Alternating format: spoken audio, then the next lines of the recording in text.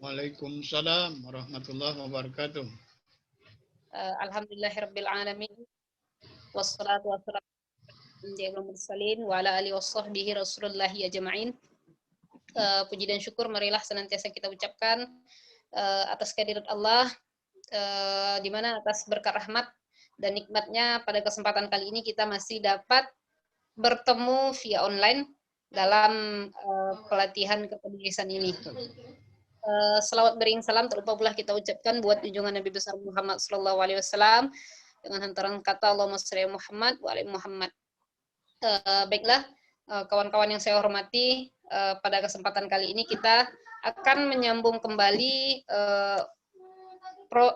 tentang kepenulisan, yaitu tentang proses penulisan karya ilmiah, Sabtu 27 Februari 2021 masih dengan Profesor Dr.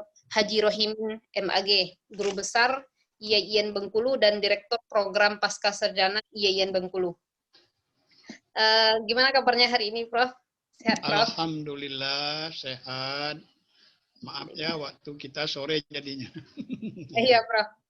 Iya. Selamat datang kepada kawan-kawan yang bergabung pada hari ini, yang menyempatkan waktunya untuk bergabung dengan kita kembali. Pada kesempatan kali ini, seperti yang sudah di terangan pertama, kita akan membahas bersama Prof tentang proses penulisan karya ilmiah. Untuk CV pemateri sebelumnya kan kita melanjutkan perbincangan yang kemarin. Untuk kepada Prof, waktu dan tempat langsung dipersilakan.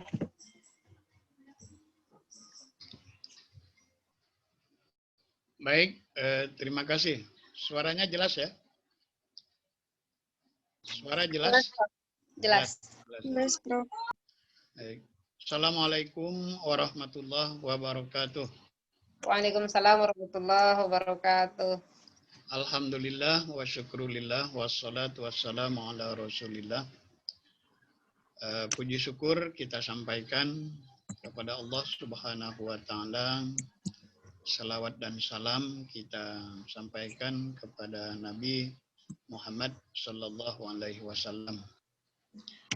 Alhamdulillah pada sore hari ini kita dapat bertemu kembali dalam forum webinar kita, yaitu pelatihan penulisan karya ilmiah.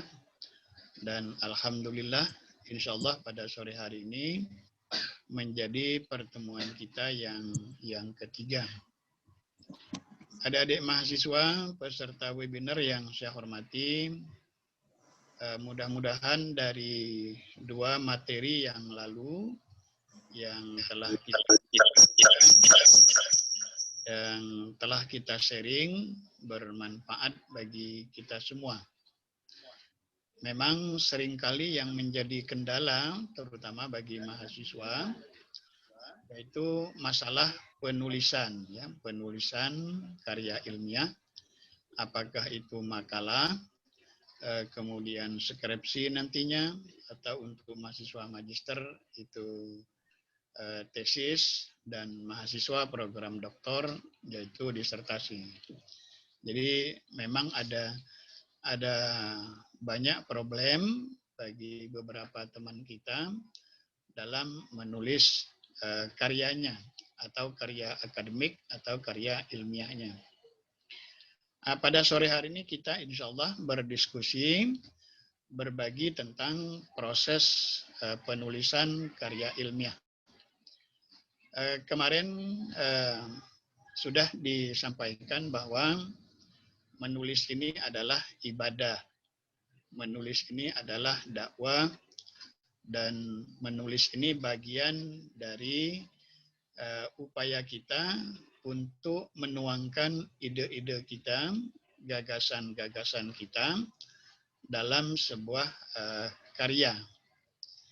Apakah tulisan itu berbasis penelitian atau penelitian itu berbasis pengamatan, ya, observasi, atau berbasis tinjauan sesaat kita tentang masalah-masalah yang ada di sekitar kita.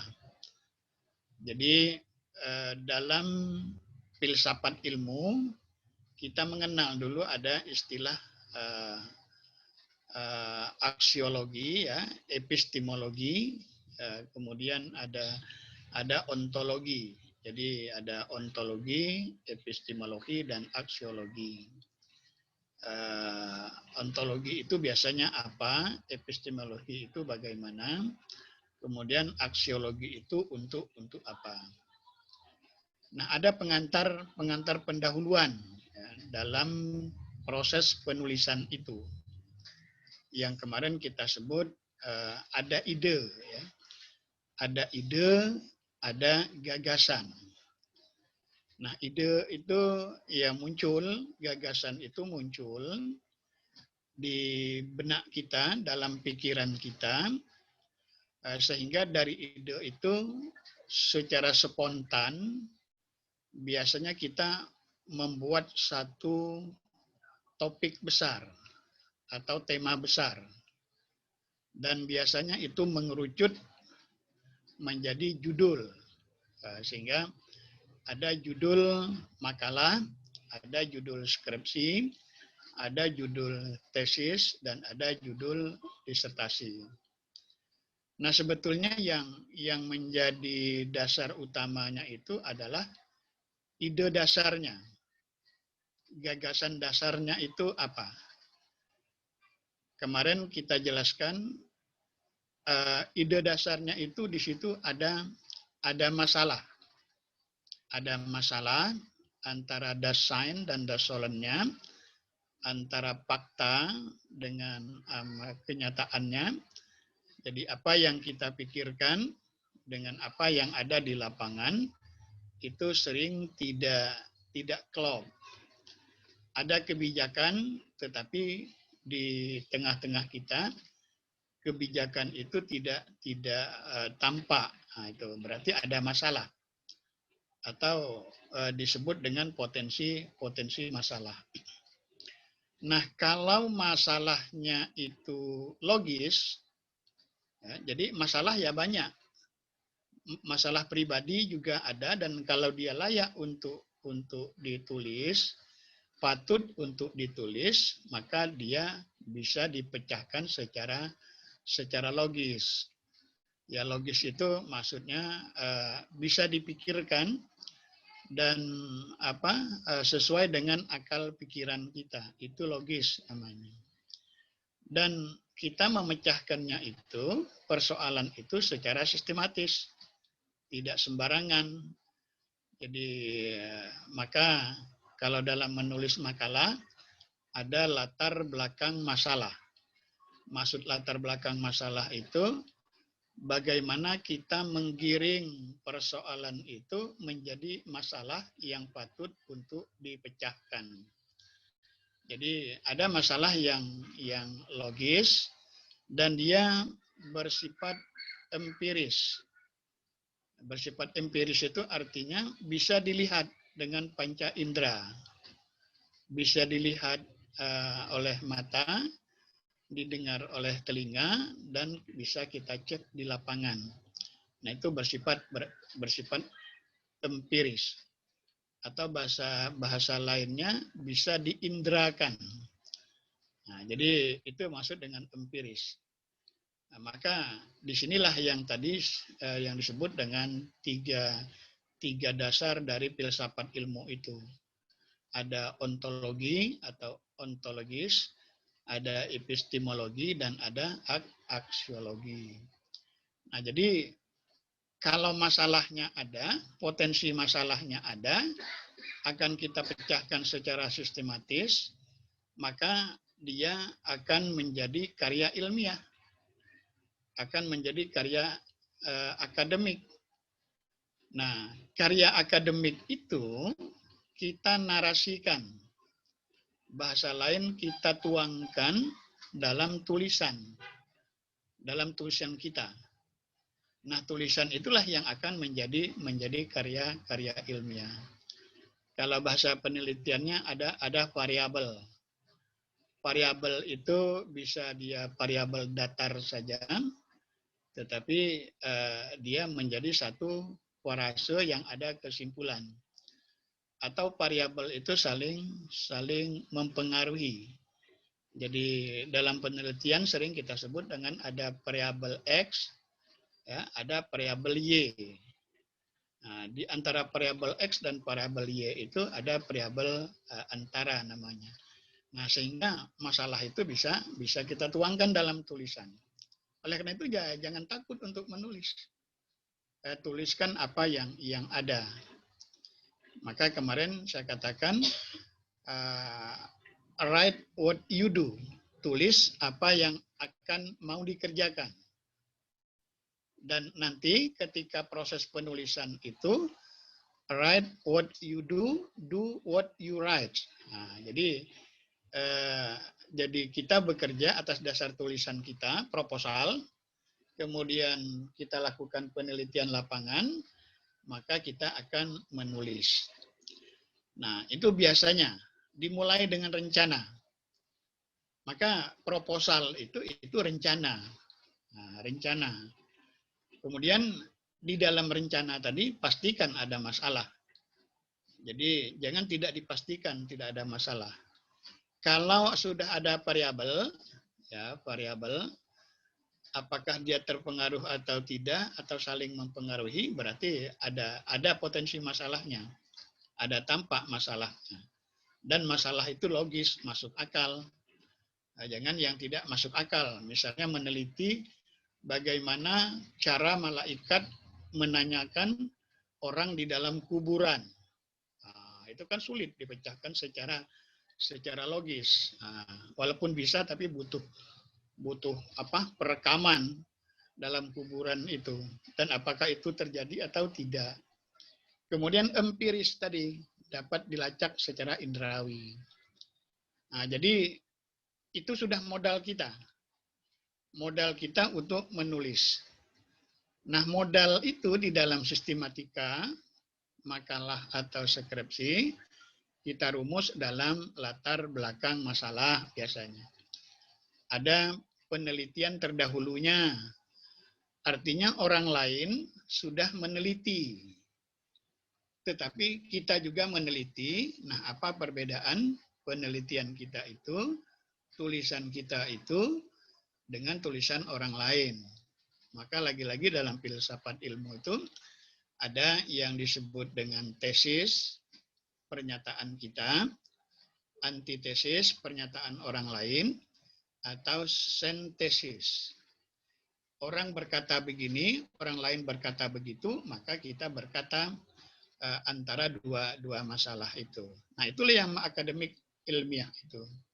Jadi kalau modalnya sudah ada, ya mulailah menulis. Maka ada masalah, kita buat latar belakang masalahnya, kemudian ada tujuan, apa tujuannya. Karena kalau tidak ada tujuan, itu sama dengan kerja ngaur. Nah, kerja ngaur, nah, itu kalau tidak ada tujuan. Kemudian ada kegunaan. Jadi kita tulis, ada tujuan dan ada kegunaannya. Kegunaan itu biasanya dua. Ada kegunaan secara ilmiah untuk keilmuan, ada kegunaan untuk akademik. Maka biasanya dalam membuat proposal itu tergambar. Nah, itu kegunaan itu. Terus bagaimana memecahkannya, membahasnya? Dibahas dulu secara metodologis. Maka butuh ilmu metodologi penelitian. Jadi membahasnya itu tidak asal tebak, serampangan, tetapi menggunakan metode atau disebut dengan metodologi penulisan. Nah, kalau itu sudah ada, maka nanti kita akan membuat kesimpulan. Nah, maka dalam bab akhir biasanya dalam makalah atau skripsi itu ada kesimpulan. Nah, kesimpulan itu, karena itu hasil karya kita, tulisan kita, menjadi penting. Nah, kita bisa memberi saran. Apakah sarannya itu kepada orang lain, kepada lembaga, kepada masyarakat, kepada negara, atau untuk diri kita sendiri. Maka Maka di dalam proposal itu biasanya ada tindakan atau saran tadi. Nah, kalau sudah ada modal untuk menulis, maka menjadi mudah untuk menulis itu. Tinggal kita membahasnya dengan metode sistematis. Nah, itulah kesimpulan dapat kita buat dan dapat kita sarankan. Nah, itu. Nah, ketika kita akan menulis, ya, ada proses. Ada proses. Paling tidak ada beberapa tahapan nantinya. Satu persiapan. Persiapan sekira sudah jelas tadi. Nah, pada tahapan inilah biasanya penulis menyiapkan diri. Jadi mulai kita mencari data. Jadi kalau proposal itu walaupun sudah dibuat di situ apa tujuan, kegunaan, dan pada lembaga tertentu misalnya sampai bab 4. Kalau bab 4 itu atau bab 3 sudah tergambar. Nah, itu ada persiapannya. Bagaimana kita merumuskan masalah itu. Nah, ada yang mulai dengan identifikasi. Misalnya masalahnya sudah tampak, kemudian masalah itu kita identifikasi dengan beberapa poin, baru kemudian kita rumuskan. Nah, itu menentukan. Maka dalam penelitian ada yang disebut dengan fokus. Fokus kita itu apa? Dan ada yang disebut dengan lokus. Lokus itu ya tempat penelitian kita itu. Tempat itu maksudnya apakah lokusnya itu library, studi pustaka, atau studi lapangan. Kalau tulisannya itu berbasis penelitian. Sehingga nanti kita mendapat satu penafsiran. Jadi dapat mengeksplorasi, menjelaskan masalah-masalah yang tadi kita anggap masalah. Kemudian kita menggali informasi sebanyak mungkin. Informasi itu kemudian kita olah. Kalau penelitiannya kualitatif, kita terus menggali informasi itu secara snowballing. Snowballing itu yang dari satu tempat, dari satu responden ke responden lain, kemudian ke responden lain lagi, ke responden lain lagi, sampai kita mendapat kesimpulan. Maka dalam kualitatif itu sering disebut dengan titik jenuh.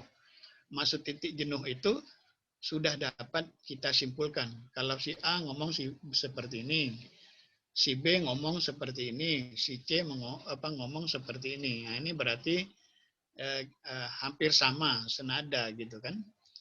Nah, kemudian biasanya kita kalau di lembaga ada seminar ya, ada FGD. Kita berbagi dengan teman lain. FGD-nya itu bisa bisa bersifat luas, bisa singkat. Bisa FGD-nya itu forum group discussion-nya itu teman di sekitar kita atau teman satu kelas kita, atau melibatkan orang banyak yang membutuhkan. Nah, itu kalau kita sudah mendapat informasi.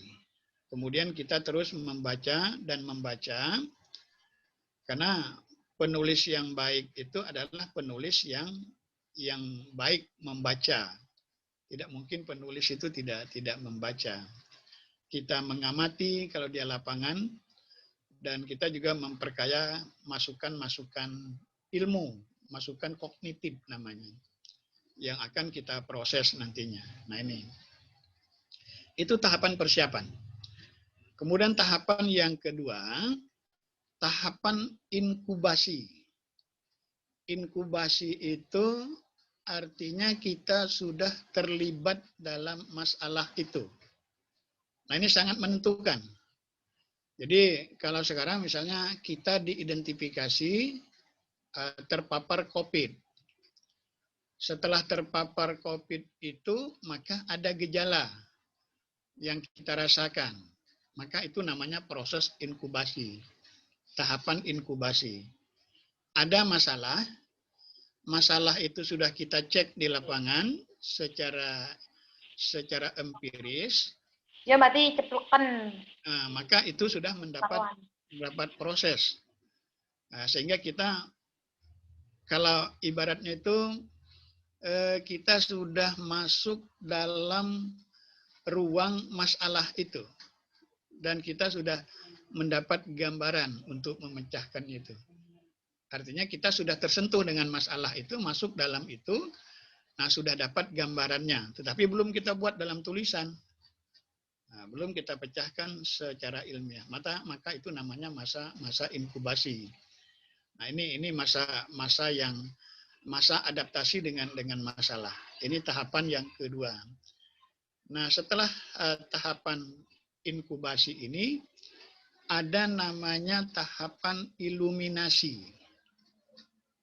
Iluminasi itu tadi masalahnya sudah ada, kemudian kita sudah terlibat dengan masalah itu, nah kita mendapat titik terang, ya, mendapat titik terang untuk memecahkannya itu. Maka di situ muncullah apa yang disebut dengan inspirasi. Oh, ternyata begini. Oh, ternyata begitu. Oh, ternyata semacam itu. Nah, maka itu yang disebut dengan insight. Insight itu ada kesan dalam pikiran kita. Jadi muncullah berbagai gagasan. Jadi gagasan, dan gagasan itu bermunculan kadang ketika kita duduk di ruang tamu, kita menemukan untuk memecahkannya itu, masuk kamar mandi juga terpikir lagi, terus ngobrol dengan teman, ingat juga. Nah, itu masa iluminasi namanya. Jadi kita sudah bersentuhan dengan masalah, dan kita rasa-rasanya sudah bisa memecahkan masalah itu. Tetapi masih dalam pikiran, belum kita buat dalam satu alenia. Maka menulis itu penting. Apa kita tulis, misalnya kalau ingat itu kita tidak punya pena, kita kertas, maka di dalam notes HP kita tulis. Atau dengan cara kita masing-masing. Biasanya sebagai seorang peneliti, itu tidak jauh dari pena dan kertas. Atau dia gunakan dalam notes HP-nya. Nah itu, jadi itu selalu muncul di mana kita berada biasanya. Nah itu masa iluminasi, itu masa yang masa yang sangat menyenangkan biasanya dalam satu penelitian. Nah pada tahap berikutnya setelah iluminasi ada verifikasi. Verifikasi itu untuk mengecek, karena informasinya banyak. Tetapi dari sekian banyak informasi itu kita lakukan verifikasi. Nah, jadi ini sudah dari tahap iluminasi, kita periksa datanya itu, kita seleksi, dan kita susun dalam fokus tulisan. Nah, mungkin ada hal-hal yang perlu kita tulis dan ada yang tidak perlu kita tulis. Tetapi kita tambah dalam catatan-catatan lain. Bisa saja kita tulis dulu dalam bentuk footnote, catatan kaki. Tapi finalnya nanti terserah kita apakah dimasuk atau tidak. Footnote itu tergantung kita. Maksudnya bukan footnote dalam rujukan, tetapi footnote dalam penjelasan. Sehingga kita paham. Nah, inilah tahapan-tahapan permulaan gitu. Ini yang penting menjadi catatan kita. Jadi tidak ada tulisan itu yang instan, langsung jadi, seperti mie goreng, mie rebus, mie instan. Dan tidak ada yang kalau bahasa sulap itu simsalabim, nggak ada.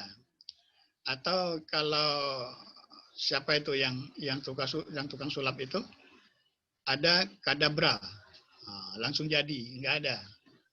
Kemudian kalau dalam bahasa bahasa komik itu kun payakun, nggak ada. Nah itu bukan karya ilmiah. Nah, jadi tulisan itu butuh proses, ya, butuh proses, butuh koreksi, revisi, dan editing. Nah, jadi tidak ada yang bim sim salabim itu nggak ada. Nah, tapi dia butuh proses. Itulah maksud mengapa dalam proposal itu ada latar belakang masalah. Kemudian ada tujuan, ada kegunaan, ada identifikasi masalah, ada masalah, kemudian apa tujuan dan lain sebagainya. Jadi itu yang perlu disadari. Jadi menulis bukan seperti mie goreng instan atau mie rebus instan, ya. Itu dia, tapi dia butuh proses. Nah, dalam menulis itu memang banyak kendala. Banyak orang telah melakukan penelitian, ya, tapi skripsinya nggak jadi-jadi. Nah, jadi banyak yang sudah ketika disuruh dosennya membuat makalah, datanya sudah berulang kali mencari di perpustakaan atau di lapangan, tapi nggak jadi-jadi. Nah itu biasanya kendala psikologis. Ada yang selalu merasa tidak bisa. Nah itu. Jadi ini biasanya kendala kemampuan. Ada kendala ekonomis, menganggap remeh. Padahal dulu pada waktu awal kita sudah mengatakan bahwa menulis itu adalah bagian dari entrepreneur, kewirausahaan. Kita rajin misalnya menulis dalam jurnal, pasti ada nilai ekonomisnya. Ekonomis itu bisa berbentuk bayaran, bisa saja dia berbentuk royalti, atau untuk menguatkan profesi kita. Misalnya dia sebagai mahasiswa, kalau tulisannya sudah banyak, maka dia akan mudah untuk kelulusan. Nah sekarang di perguruan tinggi sudah muncul, ada kelulusan S1 itu tidak perlu membuat skripsi, tetapi dia membuat tulisan karya ilmiah. Kemarin sudah ada beberapa mahasiswa di beberapa perguruan tinggi yang lulus tidak dengan menulis skripsi, tapi menulis karya ilmiah. Karya ilmiah itu dia terbitkan dalam jurnal, apakah jurnal yang sudah teragreditasi Scopus atau nasional, atau jurnal yang sudah masuk penilaian kategori Sinta. Jadi di Dignas itu ada namanya Sinta, ada Sinta 1, 2, 3, dan 4. Itu tingkat jurnalnya. Nah sekarang kampus mulai mengakomodir itu. Jadi mahasiswa tidak perlu membuat skripsi, membuat tesis, tetapi dia membuat tulisan karya ilmiahnya, kemudian dipublikasi, disubmit. Setelah disubmit itu resipted, diterima, baru kemudian dipublish. Nah, jadi 3 tahapan itu biasanya. Submit, recepted, kemudian publish. Receptive itu artinya tulisan kita itu sudah diterima oleh jurnal itu. Nah ini kendala psikologis itu. Nah kita selalu merasa saya nggak bisa, padahal belum dia coba gitu kan untuk menulis itu. Ada yang terlalu berani juga, tulis saja dulu, nanti bisalah pacak-pacaklah dosen yang ininya ngoreksinya. Nah itu terlalu nekat. Jadi setelah kita tulis, kita koreksi, kita edit, kita baca, sudah sesuai belum dengan kaedah tulisan bahasa Indonesia, kemudian sudah sistematis atau belum, sudah logis atau belum. Kemudian ya ini rasa malu, takut, tidak percaya diri itu selalu muncul. Jadi takut misalnya dikritik orang, takut ditertawa orang, takut diejek-ejek teman, atau nanti diabaikan dosen. Nah, jadi tulisan itu jangan takut. Ya, kata kuncinya jangan takut. Tetapi logis tadi, logis dan sistematis. Bukan pula tulisannya itu nekat gitu kan. Jadi rasa malu, takut, tidak percaya diri, merasa tidak ada manfaatnya, nah, itu yang sering muncul itu. Kemudian apa dia merasa, oh tulisan saya bahasanya tidak bagus, karena tidak semua orang gaya bahasanya sama. Masing-masing orang itu punya gaya bahasa tersendiri ketika dituangkan di dalam tulisan itu. Nah, tapi kalau dia sudah menjadi habit, kebiasaan, biasanya ketakutan itu hilang. Nah, gitu. Dan bahkan kita termotivasi. Nah, yang khawatir itu kalau kita itu tidak termotivasi dalam menulis. Maka motivasi itu menjadi penting. Kemudian ya takut, rasa tidak ingin maju gitu kan. Karena kita belum tahu nanti kita mau jadi apa gitu kan. Maka ketika mahasiswa itu pulang mengabdi di tengah-tengah masyarakat, nah kadang-kadang di masyarakat itu dia disuruh membuat proposal, disuruh membuat laporan, nah, maka sudah terbiasa nantinya. Ini biasanya kendala psikologis. Bisa juga kendalanya itu kemampuan tadi, karena keilmuannya kurang menguasai di bidangnya. Oleh karena itu untuk penulis formula ya, pemula, Bapak sarankan agar menulis pada bidangnya. Sebab kalau sudah pada bidangnya dia sudah tahu kerangkanya. Kalau dia mahasiswa hukum, menulislah tentang hukum. Kalau fakultasnya itu fakultas keguruan, maka menulislah dulu tentang keguruan, tentang pendidikan. Kalau dia fakultasnya psikologi, maka nulislah tentang psikologi. Itu untuk permulanya. Setelah tulisan kita banyak, nah itu kita sudah boleh dan mulailah menulis lintas disiplin, interdisipliner, lintas disiplin, sehingga gagasan kita itu bermunculan. Dan ilmu itu memang saling berkaitan. Maka bisa saja kita menulis di bidang kita, tapi pendekatannya pendekatan psikologis. Bisa saja pendekatannya hukum, bisa saja pendekatannya sosial. Itu kalau kita sudah menemukan masalah. Karena masalah itu bukan disebabkan oleh satu faktor saja, tetapi disebabkan oleh banyak faktor. Kemudian ya tadi kurang menguasai ya, bahasa misalnya.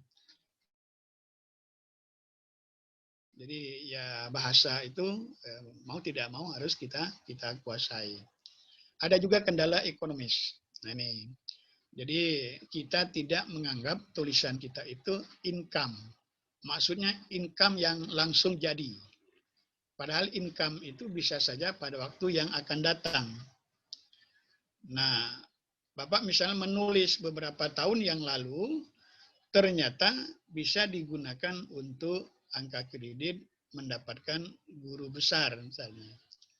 Jadi income-nya itu tidak pada waktu itu, tetapi di waktu yang akan datang nanti.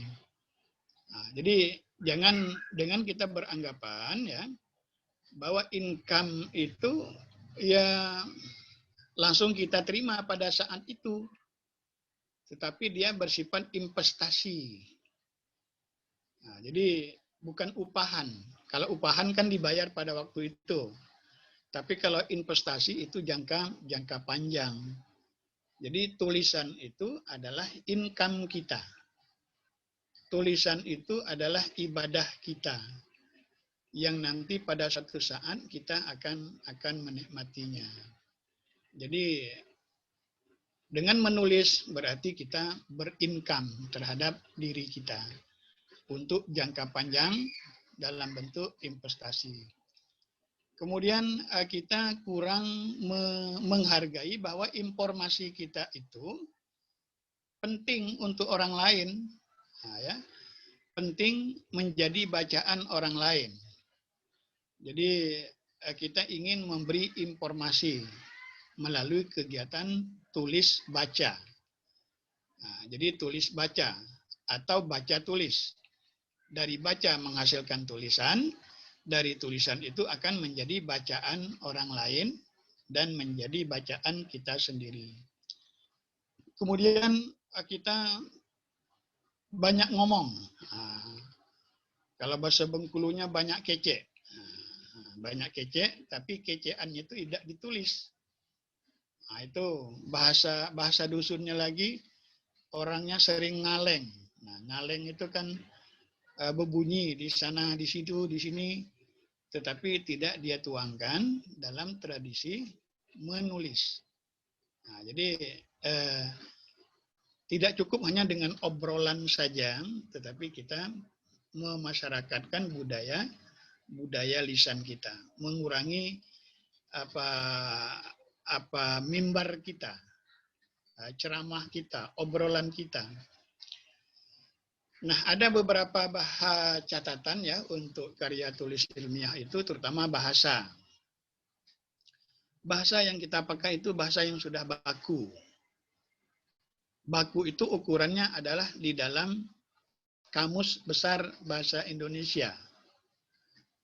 Oleh karena itu, kalau di tulisan kita, ya, ada bahasa yang tidak baku, maka harus ditulis di antara dua tanda petik. Jadi kalau ada kata ditulis di antara dua tanda petik, berarti bahasa itu belum baku. Atau kalau sekarang dicetak miring.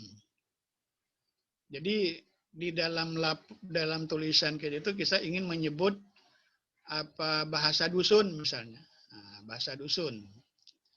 Maka kita tulis dengan cetak miring. Nah, pembaca akan tahu itu. Oh, ternyata kosakata ini belum baku.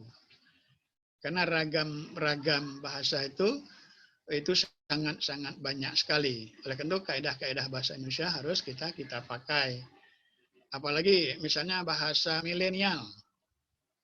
Bahasa milenial. Kemudian bahasa sandi. Atau bahasa apa namanya dalam emoticon. Nah itu, jadi itu belum baku, itu bahasa pergaulan. Misalnya kalau ngomong buang air besar itu BAB, buang air besar, maksudnya mau ke WC. Maka ketika itu dituliskan dalam laporan tulisan, harus dalam tanda petik. Kemudian ada ungkapan populer yang belum baku, maka itu harus ditulis dalam tanda petik. Misalnya kata-kata prikitiu. Nah, prikitiu itu nggak ada dalam Kamus Bahasa Indonesia. Tetapi kita paham dengan maksud prikitiu itu. Maka konotasinya adalah solek bahasanya.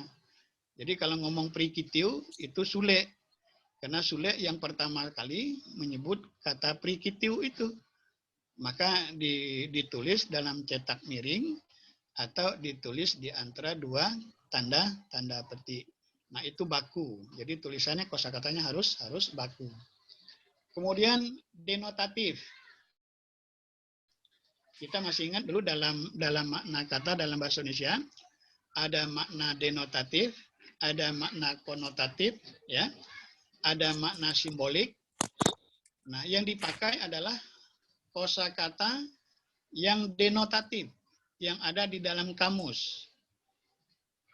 Kata-kata itu, istilah itu digunakan, dia bersifat jelas. Nah, maka jangan jauh dari Kamus Bahasa Indonesia. Jadi bukan kosakata yang ganda. Jadi kosakata yang memiliki banyak makna. Maka biasanya kalau kosakata atau variabel yang kita pakai itu masih memunculkan tafsiran lain, maka kita sebut dengan penjelasan masalah. Nah, jadi kosakata itu yang kita maksud seperti ini. Nah, jadi dia jelas. Jadi makna denotatif, makna yang ada di dalam kamus, bukan yang double makna. Kemudian kosakata itu komunikatif. Jadi komunikatif antara sebutan yang kita sebut dengan serapan indera kita, pikiran kita. Jadi dia bukan bahasa perasaan. Nah, itu. Maka pilihan kosakatanya itu lebih bersifat tenang. Sebab begini, kalau kita menulis karya ilmiah berbasis penelitian, kita kadang-kadang terbawa emosi, maksud emosi di situ, diri kita kepada masalah itu. Apalagi penelitian kualitatif. Jadi kalau penelitian kualitatif, apa yang kita lihat, apa yang kita dengar, maka itulah yang kita tulis. Apa yang dimaknain orang lain, itulah yang kita tulis. Kita tidak boleh memasuk ide kita, pendapat kita. Sebab nanti kalau kita memasukkan ide kita, maka munculnya emosional. Perasaan jadinya. Perasaan itu bisa saja rasa jengkel, rasa marah, kemudian ingin menjelaskan. Nah, jadi kita tidak boleh terbawa perasaan dalam menggunakan kosakata, terutama kualitatif, penelitian kualitatif. Jadi apa yang kita lihat, apa yang kita dengar, apa yang dipahami oleh orang lain, itulah yang kita tulis. Jangan menurut kita. Nah, itu yang dimaksud dengan bahasa yang komunikatif. Terus di dalam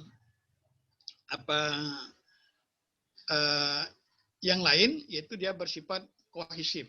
Jadi kohesif itu antara gramatika, ya, kaidah-kaidah dalam bahasa Indonesia itu saling terkait. Kemudian dalam membuat jadi mulai dari menggunakan kosakata, membuat parase, ya, parase kata atau alenia, maka dia bersifat kohesif dan koheren, biasanya seperti itu. Terus konsistensi. Nah, jadi misalnya untuk footnote ini, saya ambil contoh saja. Misalnya membuat halaman itu ada yang H, titik. Ada yang HLM, titik. Kemudian ada hal, titik. Nah, konsisten dengan buku petunjuknya, buku pedomannya. Dan kalau untuk menyebut halaman tadi kita pakai HLM, titik, dan itulah seterusnya yang kita pakai. Nah, bab 1, bab 2, bab 3, maka itu yang dimaksud dengan konsistensi. Jadi konsistensi ini terutama dalam menggunakan buku pedoman atau buku petunjuk. Nah, jadi itu konsisten. Jadi ada konsistensi, tidak kadang begitu, kadang begini. Nah, itu tampak itu tidak konsistensinya. Nah, itu. Terus dari beberapa catatan itu menggunakan kalimat pasif biasanya. Jadi karena kalimat pasif itu sifatnya tidak mendikte. Jadi kita tidak mendikte orang-orang lain. Apalagi penelitian kuantitatif, ya, penelitian di laboratorium misalnya. Kemudian lagi-lagi logis. Nah, logis itu penting. Maksudnya menurut kita masuk akal. Logis itu ya bahasa sederhananya masuk akal. Jangan hal yang tidak masuk akal, baik idenya, pemikirannya, kemudian dari judulnya. Nah, itu perlu menggunakan bahasa yang logis ya. Nah, jadi tidak tebak-tebakan. Nah, itu logis itu. Terus dari yang lain itu dia bersifat efektif. Jadi tidak menggunakan bahasa ya yang untuk mengungkapkan ide dalam memecahkan masalah itu tidak efektif. Biasanya tidak efektif itu kita mencampurkan diri kita dalam masalah itu. Jadi misal kita ingin meneliti tentang perilaku sopir angkot. Nah, jadi perilaku sopir angkot, terus kita melakukan penelitian partisipatif. Maka yang kita tulis itu adalah apa yang dilakukan oleh sopir itu. Misalnya kita ingin meneliti, ingin membuat laporan penelitian tentang ketaatan sopir terhadap tanda-tanda lalu lintas di jalan. Ada yang berhenti di sembarang tempat, kemudian ada yang berhentinya terburu-buru kalau ngisi penumpang itu. Nah, jadi apa yang dilakukan oleh sopir, ya itulah yang kita buat, kita tulis. Jangan kita memaksakan keinginan kita atau yang disebut dengan emosional tadi. Nah, itu. Terus kuantitatif. Jadi keterangan yang kita berikan itu terukur. Saya ambil contoh misalnya, ini biasanya sering menggunakan kata-kata relevansi misalnya. Jadi kata-kata relevansi itu kan ada ukurannya.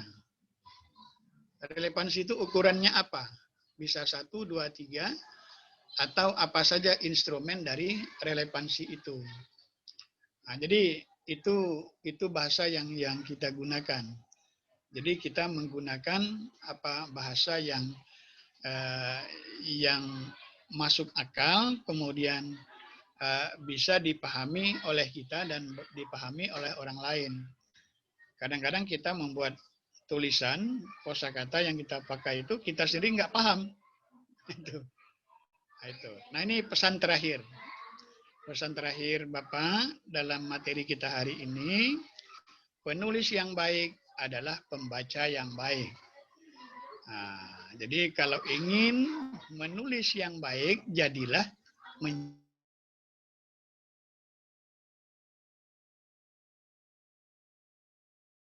itu pakai modal. Maka biasanya kalau sekarang disebut dengan review jurnal. Jadi penulis yang baik adalah pembaca yang baik. Orang yang malas membaca, maka kecil kemungkinan dia akan menjadi penulis yang baik. Nah, ini saya kira ya, pengantar materi kita. Mari kita berdiskusi nantinya.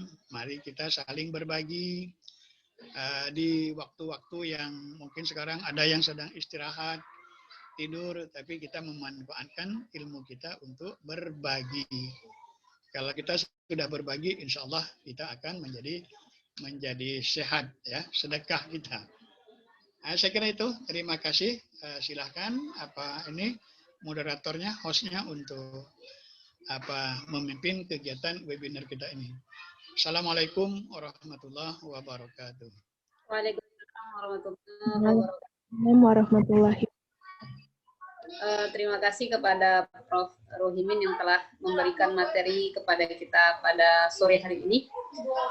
Bagi kawan-kawan yang ingin bertanya, silakan kita kasih dua opsi, bisa ditulis atau langsung open mic, bicara langsung, sampaikan kepada Prof. Biar lebih interaktif ya.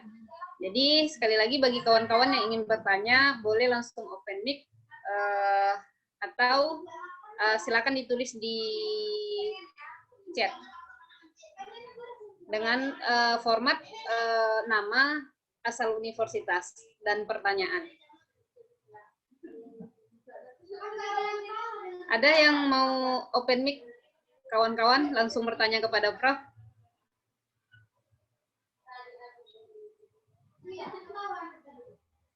Ini sudah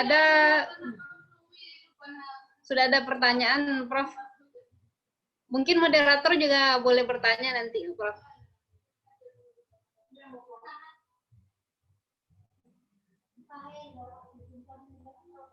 Pertanyaan pertama, Prof, tentang bagaimana jika saya menggunakan istilah yang lazim digunakan oleh orang awam atau orang pada umumnya secara meluas, tetapi belum ada lemannya di KBI.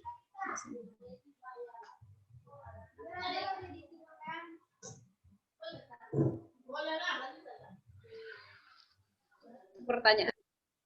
Ada lagi? Ada yang bertanya, Prof. Nah, langsung dijawab atau? Langsung jawab, Prof. Oh ya. Nah, jadi salah satu catatan kita tadi ketika kita akan menulis dalam proses tulisan itu, kosakata atau bahasa yang kita gunakan itu bahasa yang sudah dipahami orang, masyarakat secara umum. Ya, secara umum. Jadi kita memandang kosakata itu semua orang tahu. Nah, kalau kosakatanya itu bersumber dari bahasa daerah misalnya, atau bahasa Arab, atau bahasa yang lain, atau bahasa yang dipakaikan oleh satu komunitas, maka kita harus menandakan kosakata itu dalam cetak miring. Kalau waktu masih mesin tik dulu tanda petik, tapi kalau sekarang dicetak miring. Nah, itu menandakan. Maka biasanya dalam pedoman penulisan itu dijelaskan kalau ada yang menggunakan kosakata yang masih abstrak atau bahasa lainnya masih utopis ya. Jadi itu yang menjadi ya, catatan kita. Kemudian ini ada juga pertanyaan ya dalam WA-nya, tip dan trik apa itu kurang bisa dibesarkan mungkin. Ya, jika kita masih terhambat untuk memikirkan penulisan abstrak dan pendahuluan, apakah sebaiknya menulis abstrak dan pendahuluan tersebut belakangan? Ya betul. Jadi abstrak itu ada standar kosakata yang dipakai. Berapa kosakata? Jadi tidak sembarangan dan itu ada standarnya biasanya. Jadi ya namanya abstrak dari sebuah tulisan itu kata kunci. Kalau dalam jurnal biasanya diminta kata kunci. Kata kuncinya apa? Keyword-nya ya, keyword-nya. Kemudian abstraknya bagaimana? Kalau buku itu ada resonansinya. Jadi resonansinya. Kalau buku sekarang ini misalnya kalau kita membeli buku, di belakang sebelah kanan, kulit sebelah kanan, akhir, itu ada abstrak singkat. Nah, berarti kita sudah tahu isi gambarannya itu.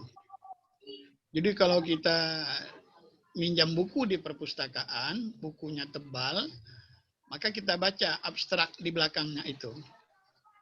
Kemudian kita baca juga babnya, berarti kita mendapat gambaran. Sama dengan kita membaca cepat. Jadi orang bisa satu harinya membaca 10 buku, itu maksudnya bukan membaca buku itu dari halaman pertama sampai halaman akhir. Tetapi yang dia baca itu adalah abstrak atau ya daftar isinya. Kenapa? Karena kalau kalian dihadapkan dengan sebuah buku, di dalam buku itu ada pemikiran pengarang, ada pemikiran kita sendiri, dan ada dunia buku itu sendiri. Itu yang disebut dengan the key of hermeneutic. Jadi tidak mungkin kalian membaca sebuah buku, itu kalian tidak memasukkan pikiran kalian di dalam buku itu. Punya pengarangnya tinggal 1/4 saja lagi. 1/4-nya punya pengarang, penulis, 1/4-nya punya pembaca, dan 1/4-nya punya buku. Dunia buku itu maksudnya. Karena dia merespon. Nah, jadi itu cara membaca cepat. Nah, biasakan membaca tidak menggunakan suara. Orang yang membaca dengan suara itu pasti membacanya lambat. Kemudian tidak menggunakan apa itu? Air liur misalnya. Kalau buka halaman itu menggunakan air ludahnya atau air lidahnya gitu kan. Itu ya membuat abstrak. Jadi terakhir memang. Ya. Silakan kalau ada yang lain lagi. Pertanyaan selanjutnya, Prof. Apa saja tips dan trik efektif menulis isi pembahasan, bahkan kesimpulan dan saran pada makalah yang saya buat? Ya, baik. Saya kira itu tadi salah satunya adalah efektivitas. Ya, salah satu tipsnya adalah efektivitas. Ketika kita akan menulis pada pembahasan terhadap masalah, maka informasi itu harus diedit. Maksud diedit itu, jangan semua informasi itu kita terima, tapi harus direduksi. Namanya reduksi data. Nah, kalau tulisan itu berbasis penelitian kuantitatif, teori yang dipakai itu jangan terlalu banyak. Jadi satu teori itu sudah cukup. Kalau penelitiannya kuantitatif. Nah, jadi misalnya penelitian tentang pengaruh, ya, tentang pengaruh antara variabel X dan variabel Y, maka teori yang digunakan itu tipsnya itu jangan terlalu banyak. Karena kalau semakin banyak teori yang kita pakai, apalagi persilangan disiplin ilmu, itu semakin sulit. Jadi fokus saja, fokus dengan satu teori siapa, gitu kan? Nah itu. Dan informasi yang kita peroleh melalui observasi, melalui wawancara, ya, dokumentasi itu jangan dipegang semua. Tetapi ada seleksinya, ada seleksi. Maka pandai-pandai memilih responden. Jangan respondennya sama, dan sama banyak lagi. Itu semakin membingungkan. Tetapi pandai-pandai memilih responden yang responden utama, sehingga kita tidak membingungkan. Ya kira-kira sama, kalau kita disuguhi dengan banyak lauk ketika makan, itu kita bingung sendiri kadang-kadang. Sehingga kalau ingin mencari rasa sambal, tetapi kemudian dikuah dengan kuah bening, maka rasa sambalnya hilang. Maka teknik dan metode makannya harus dicari. Oh ini sambalnya dulu, ambil baru kuahnya. Nah, tapi kalau dicampur semua, yang rendangnya, yang malbinya, sehingga nggak tahu lagi ini masakan apa. Nah, kira-kira begitu ilustrasinya. Nah, jadi jangan semua data, informasi kita ambil. Jadi tipnya pandai-pandai memilih responden, sumber data utama, betul. Oke, terus masih ada?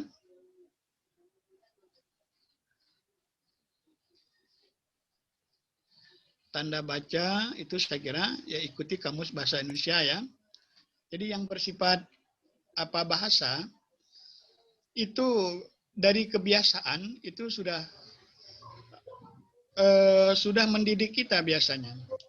Bagaimana menulis awalan, bagaimana menulis kata depan, kemudian bagaimana menulis huruf besar, huruf kecil. Itu kalau sudah menjadi kebiasaan, dia terikutkan saja. Nah, itu. Walaupun kita akan mengeditnya, ya, kita ingin menulis cepat, tapi nanti kita edit, maka editor itu dia mudah gitu kan, seperti itu. Itu yang bersifat bahasa Indonesia. Kemudian nomor apa ini? Ya nomor 3 tadi sudah ya, kaidah tata bahasa. Ikuti, harus jangan kaidah itu ada di buku saja. Memang harus dibuktikan dalam tulisan. Kapan kita menggunakan titik, kapan kita menggunakan koma, kemudian kapan kita menggunakan kata depan yang baik, kata sambung yang baik, itu kaidah bahasa Indonesia. Yang keempat, ini ada pertanyaan, bagaimana jika saya menggunakan istilah yang lazim digunakan orang awam? Sudah dijawab awal tadi. Ya, rasanya sudah ini tadi ya. Iya, udah, Prof. Jadi kalau ada kosakata di luar Kamus Bahasa Indonesia, ya, tapi kata itu kata gaul ya, maka kita tandain. Saya ambil contoh tadi prikitiu tadi, ya prikitiu itu susah mencari apa, dan semua orang berbeda menjelaskan apa makna kata prikitiu. Tapi kalau kata prikitiu itu dipakai, kita nyambung gitu kan. Ada mahasiswa lewat di jalanan, di sampingnya ada mahasiswi yang duduk-duduk, prikitiu katanya. Nyambung tapi rasa nyambung itu tidak sama. Nah, maka dibuat tanda petik atau ditulis double ya. Double ya, tebal atau miring. Cetak miring yang umum dipakai. Oke, masih ada?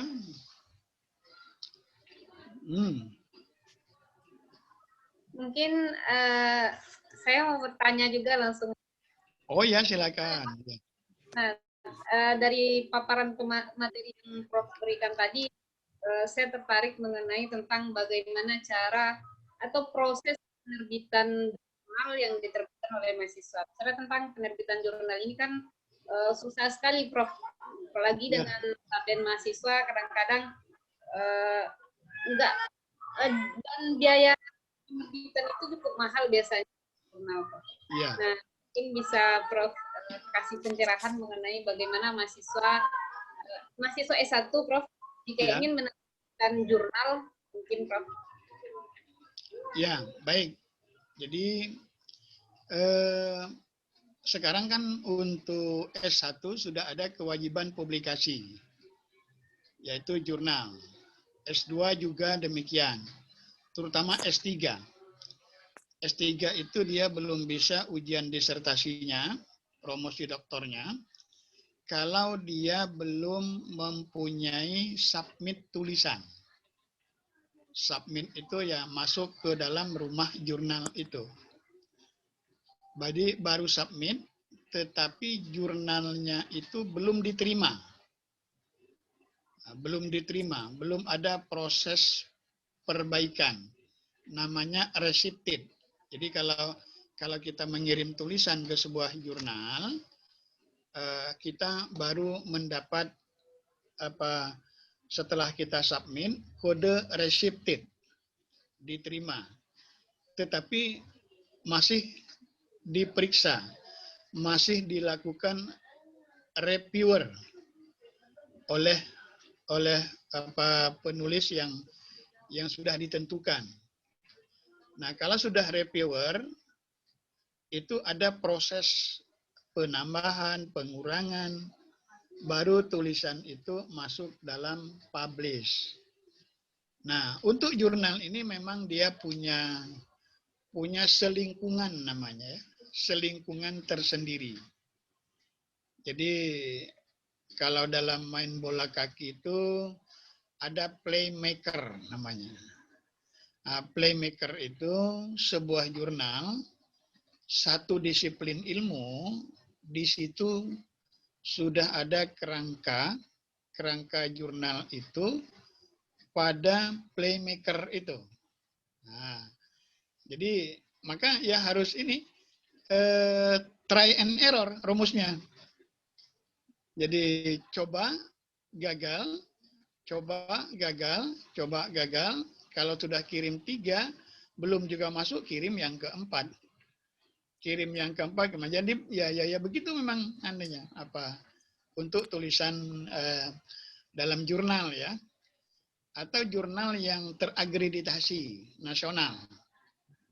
Nah, terakreditasi nasional itu bisa kelasnya Sinta, yang paling rendah itu Sinta 5 kalau nggak salah. Jadi ada Sinta 5, Sinta 4, Sinta 3, 2. Nah, untuk dosen itu minimal biasanya Sinta 2. Maka nilainya dia menjadi lebih besar bobot penilaiannya. Jadi triknya ya try and error.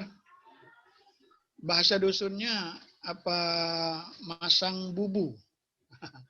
Jadi teorinya itu kirim gagal, ya try. Dalam bahasa penelitiannya try and error. Jadi coba gagal, try and error itu ya seperti itu. Proses ya, maka nggak ada yang tadi ada kadabra tadi, dia butuh proses. Oleh karena itu ya kemarin dalam etika harus ada kesabaran memang dalam menulis itu. Jangan takut dikoreksi, jangan takut dianggap tulisan kita itu tidak baik oleh orang lain. Oke, saya kira itu Pak Rahmi ya. Jadi try and error rumusnya. Ya. Coba gagal gitu kan ya, seperti itu. Nanti ada nyangkutnya. Ya, pakai ilmu nangguk. Ilmu nangguk itu ya kadang-kadang ya dapat, kadang-kadang tidak gitu kan. Nah itu. Silakan masih. Satu pertanyaan lagi Prof baru masuk dari Kak Raihan ITL Trisakti. Melanjutkan pertanyaan saya yang di atas, Prof. Saya sama seperti kata primitif, jika kata santuy, slow, kekinian, dan sebagainya, Prof. Tapi kata kekinian ini kan sudah ada KBBI. Mana penggunaan? Iya, jadi penggunaan kosakata di dalam karya tulis, rumus utamanya adalah baku. Nah, kalau baku itu standarnya Kamus Besar Bahasa Indonesia. Atau kalau sekarang mungkin bahasa populer ya. Bahasa populer, bahasa yang digunakan oleh majalah. Jadi untuk kosakata dalam tulisan itu bukan kosakata mimbar. Jadi kosakata mimbar itu kosakata untuk memanis kedengaran. Tetapi dalam tulisan itu memaniskan penjelasan. Karena orang membaca tulisan kita itu tidak sempat konfirmasi. Maka kita mengkonfirmasinya itu adalah dalam kritik kita, dalam saran kita, dalam antitesis kita. Kata-kata santuy ya mungkin saat ini itu sudah setengah populer.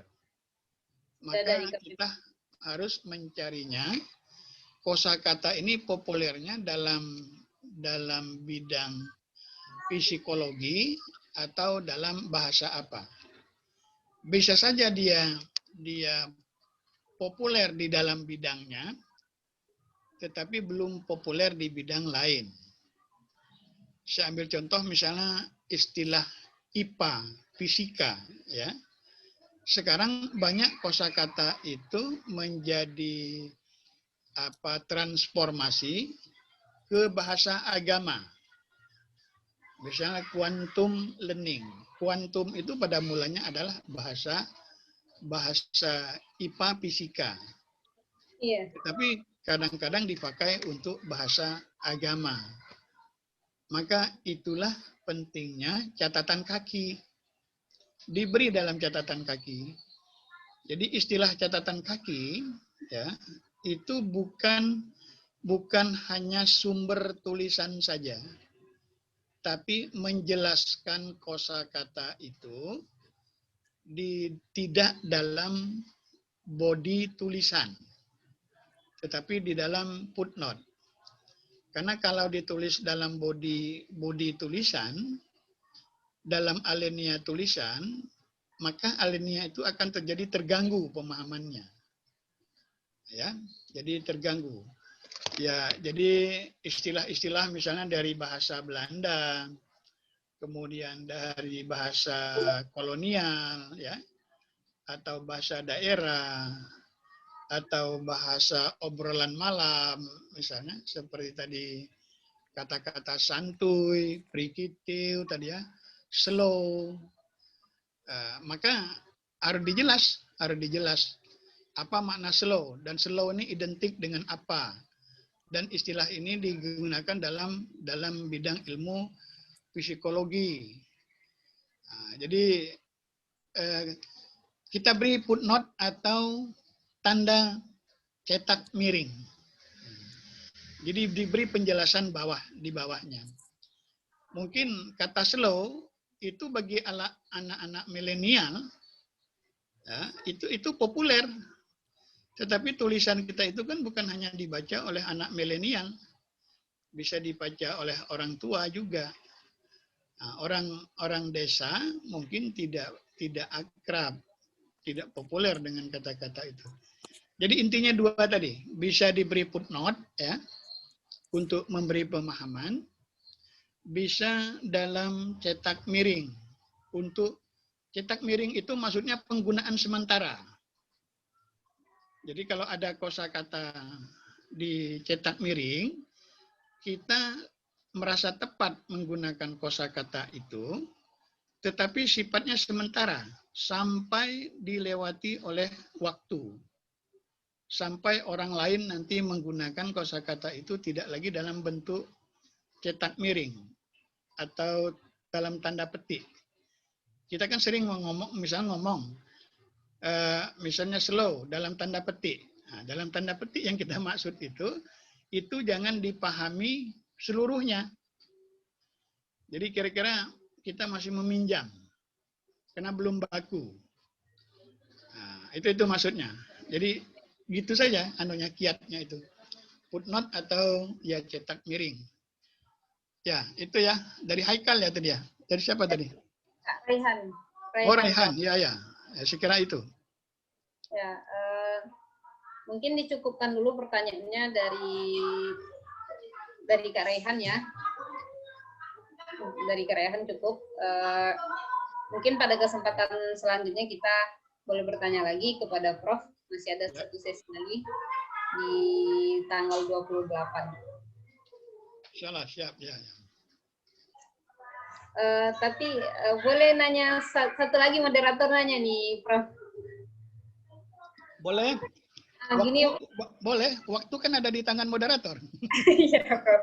Ya, mumpung sempat bertatap muka walaupun online nih dengan Prof. Ya. Saya mau ngambil kesempatan untuk mungkin Prof mau memberi kira-kira ada ide untuk kemudian bisa dikembangkan oleh mahasiswa menjadi sebuah karya ilmiah melihat dengan fenomena-fenomena saat ini, Prof. Masukan biar bisa berkarya nantinya, Prof. Oh iya. Maksudnya apa tadi? Maksud itu deh. Belum jelas belum jelas betul. Mau Maksudnya minta idenya Prof. Mana tahu Prof ada mau berbagi ide untuk mahasiswa ini ke depannya mau atau dalam dekat mungkin ada penelitian yang bisa diangkat oleh mahasiswa gitu Prof. oh iya betul ya. Ya banyak sekali sebetulnya. Kemarin dari ketua presiden ya, ketua inspirasi malam. Iya, Prof. Ya, jadi dia ada japri dengan Bapak. Dia pendidikannya IT, kalau nggak salah seperti itu. Tapi dia menggeluti banyak masalah sosial. Bahkan dalam diskusi kita ini, bagaimana pada satu saat misalnya kita berbagi tentang etnografi, ya etnografi. Jadi etnografi itu artinya penelitiannya kualitatif, tapi pendekatannya etnografis. Sangat menarik sekali. Jadi apa yang dialami oleh saudara ketua kita, memang banyak di lapangan yang perlu ditulis. Jadi kalau ingin menulis ya, kita bersentuhan dengan komunitasnya. Misalnya kita ingin melihat fenomena generasi milenial di pedesaan. Ya, fenomena milenial perkotaan itu berbeda dengan milenial di pedesaan. Instrumennya. Terus sekarang misalnya banyak mahasiswa-mahasiswi itu yang menjadi endorser. Ya, endorser, dan ada yang menjadi influencer. Nah, ini itu menarik juga untuk diteliti. Seberapa besar pengaruh seorang endorser yang sering mengendorse ya karya-karya orang lain terhadap produktivitas. Itu salah satu contoh. Misalnya usaha-usaha Prancis ya. Prancis itu sudah menggunakan endorser ya, dia melakukan ya endorse terhadap produk itu, maka sekaligus dia menjadi endorser. Bahkan ada ulama endorser. Jadi seberapa besar pengaruh seorang ulama yang menjadi endorser dalam sebuah iklan perusahaan. Nah, itu. Misalnya banyak iklan-iklan ya, iklan obat, makanan. Dia menggunakan sosok artis, sosok ulama, bisa saja sosok orang yang dikenalin orang banyak, maka itu yang disebut dengan endorse itu. Orangnya disebut endorser. Nah, maka menjadi kalau artis itu apa selebriti ya. Selebriti yang menjadi endorser. Itu menarik juga untuk diteliti. Nah, ada yang menggunakan komunitas. Dari komunitas inspirasi malam kita ini juga bisa dibuat sebagai sebuah gagasan penelitian.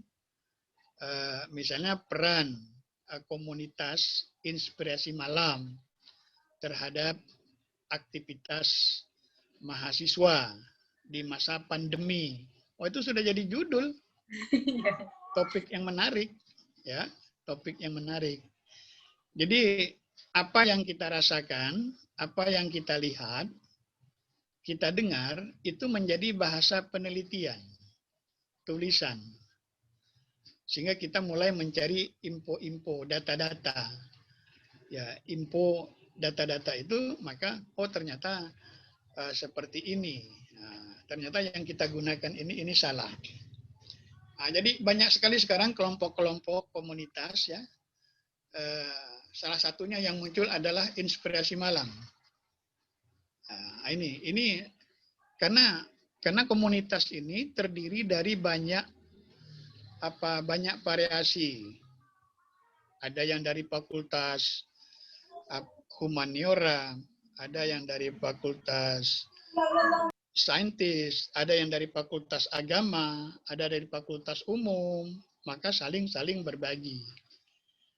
Nah, jadi menarik ya, banyak hal. Jadi you can see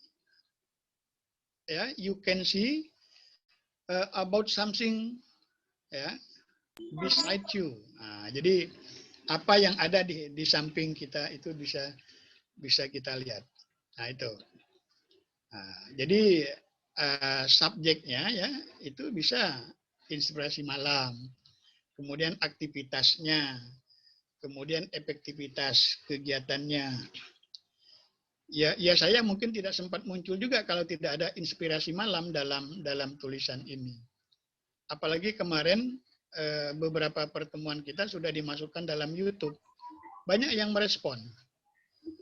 Jadi merespon dengan keberadaan saya di dalam komunitas ini, maka dia secara tidak langsung bisa saja menjadi endorser ya seperti itu.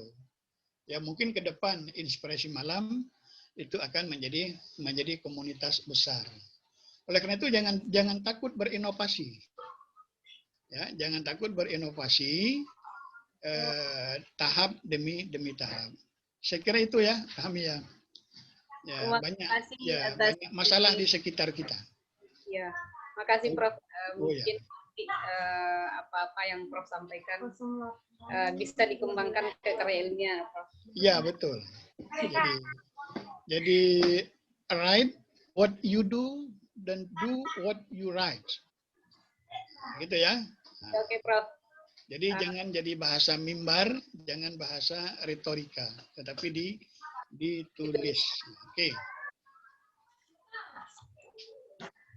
Baiklah, terima kasih kepada Prof yang telah menyampaikan materi yang luar biasa dan menjawab pertanyaan-pertanyaan yang sudah kita ajukan tadi.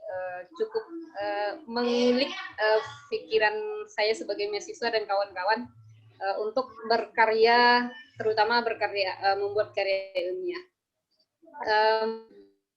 Untuk terakhir, Prof, statement dari Prof diminta closing statement biar kawan-kawan tetap semangat berkarya ilmiah, Prof. Oh iya siap. Ya, jadi sekali lagi ya saya ingin mengajak kita semua karena menulis ya, meneliti itu adalah berkarya dan dia adalah ibadah gitu. Oke. Apa? Ada gangguan suara si ini, Rami? Jadi kawan-kawan seperti yang disampaikan Prof tadi, yang paling penting adalah bahwa menulis itu ibadah. Ya, jadi kalau ada ibadah yang menjadi relasi, tujuannya adalah amal-amal, pasti kita akan lebih semangat. Mungkin itu yang disampaikan Prof. Terima kasih kepada Prof. Rohimin yang telah menyampaikan materinya pada kesempatan kali ini, dan terima kasih kepada kawan-kawan yang masih semangat sampai saat ini mengikuti webinar kepenulisan ini. Mungkin untuk sesi terakhir, Prof, kita foto bareng dulu, Prof. Oh iya, siap. Kepada kawan-kawan mungkin boleh buka open kamera.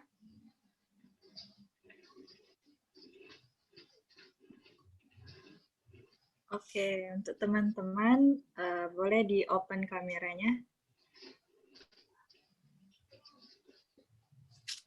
Oke, karena kita satu slide, jadi langsung saja kita hitung. 1, 2, 3. Oke, sudah selesai Kak Rahmi. Kembalikan ke moderator.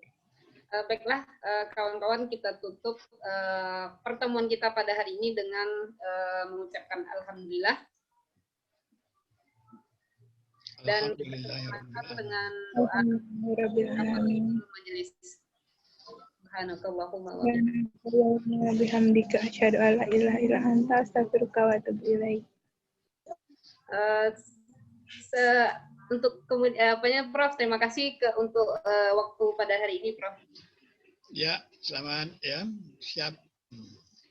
Salam semua. Assalamualaikum warahmatullahi wabarakatuh. Waalaikumsalam warahmatullahi wabarakatuh. Terima kasih Pak Terima Prof. kasih, Prof. Yuk. Teman-teman semuanya. Terus Terima semangat kasih semuanya. ya, teman-teman. Terima kasih MCRC Bengkulu. Ibu. Saya akhiri ya teman-teman. Siap. Izin live ya. Ya, Prof.